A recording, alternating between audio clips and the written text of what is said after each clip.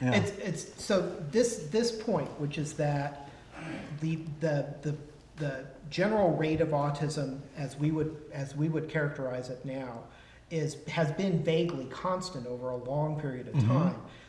That is probably one of the most controversial points in the book, and I'm seeing huge resistance to, even if you show people all the. I've actually found there was a very recent article. It was over a 10-year period from 2000 to 2010. A Swedish study, was it? It was University of Pennsylvania, actually. And they were looking at just special ed caseloads. And they were seeing that several things dropped while autism was going up, and that pretty much the increase in autism was absolutely offset by a decrease in other diagnoses. Right. And it looks really good. If it could go back another 10 years, if it could go back into the 90s, that'd be the smoking gun. Yeah, exactly. And by the way, I want to say that apparently there's a regional autism society, which I won't mention, but apparently, the person in charge of it said something that my book is preposterous for saying that there's no autism epidemic.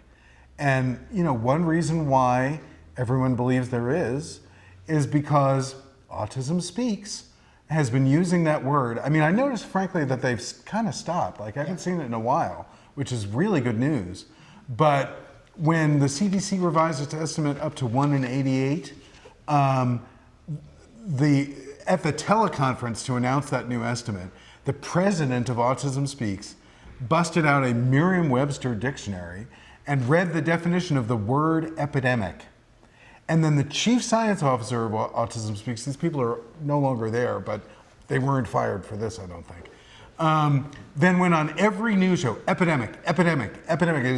Autism is now officially an epidemic in the United States, said the president, the CEO or whatever, of Autism Speaks. Officially? What? The CDC had just said that they were revising their estimate, and it was probably good news because it meant that there was more recognition of autism in the community. Within seconds, the guy is saying, it is now an epidemic. What does the word epidemic suggest to you? It suggests that it's contagious, that it's a plague, it's contagious, it's a modern thing, and let me say, I completely understand why autism organizations glommed on to the idea that there was an epidemic, because for decades they were virtually ignored, because autism was considered so rare. So it was like, autism, oh yes, it's, if you'd heard about it, it was like this rare, terrible thing and a footnote in psych textbooks or whatever, But basically, once there was this notion that it was an epidemic, autism organizations found it much easier to get into the newspaper, basically. But the problem is, like, what if actually the number of autistic people hasn't changed? And there was a very poignant tweet from my least favorite website on earth, The Age of Autism. The very name of that website is a lie. Where they said the other day, if there isn't an epidemic of autism, why aren't there adult services already? And my whole book is why there aren't adult services already. It's actually, they were asking a very good question, but for a very bad reason. Basically. Basically, the people that we would now see as autistic have been characterized as something that's classically untreatable. Right. And now we realize, now we have a huge population of people that we realize can be treated, and then there is a huge deficit in services. Right. And I mean, and not only treated, but like we have to treat them as if they're part of the human community. Yeah. And we have to make space for them, and we have to get I found it pretty easy to get used to people flapping their hands and rocking and not wanting to talk to me immediately. Like, it's like you have to get enculturated, which you guys are all probably more enculturated than me. Yeah. But, I mean, one of the best things that I did in the research for the book, maybe the single best thing I did, was I went to, besides talking to Lorna Wing, which was amazing. She's the mother of the autism spectrum. Boy, was she smart, and, she was still spunky. She was just a lovely woman. But anyway, I went to an autistic retreat called Autreat, where there were 70 autistic people of all ages. Some were not talking, some, one kid said one thing in the whole week, but it was beautiful. And I just got used to people hanging out, doing their own thing. If they want to be alone, I didn't like have this anxious like, hey, that person's alone. I have to bother them. You know, like I've like never felt more relaxed in my life pretty much than I was at Autry. And so that gave me a glimpse of what autistic people were like, not in clinical settings, you know, because like pretty much up to that point, most of the autistic people that I've met were like, you know, in a clinic or, you know, this was autistic people just hanging out and having fun, and it was beautiful. So that's, I mean, I'm looking here, actually, Ian was diagnosed actually in 97, not 99, so it's a couple of years earlier than that. And at that time, so the diagnosis had shifted, and Ian was considered autistic, where he might not be a strict Connor autistic.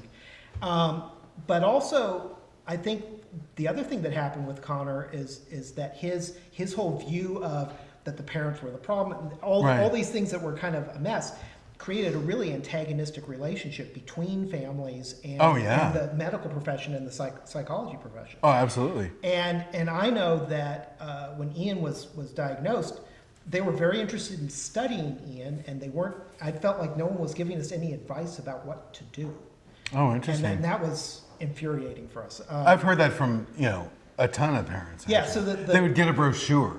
Yeah. You know, good luck. Well, and actually, you know, basically. So Dr. Siegel, she diagnosed Ian in the lowest third, and said, okay, and everything I could find said institutionalization was where he was headed. Oh my God. And so you know, Asperger's diagnosis had kind of arrived. Right. But the treatment, the way of working with the kids that he had developed, that was still lost. Oh, totally. No, one of the things that I track in the book is how much the conception of autism lagged behind even the updates in the clinical picture.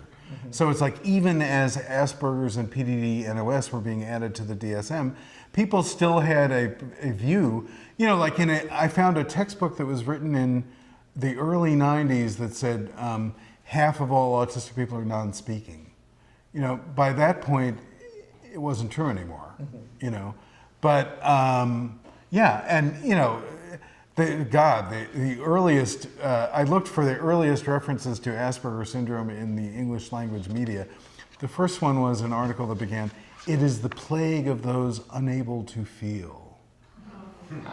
You know, like, and people, you know, the stereotypes are brutal, basically. And some of them still haven't changed, you know? And in fact, one of the things, I have to say, one of the things that, okay, the book has been, like, when you refer to like controversy and stuff, this is how I'm dealing with that. I'm not reading comments. I'm sorry.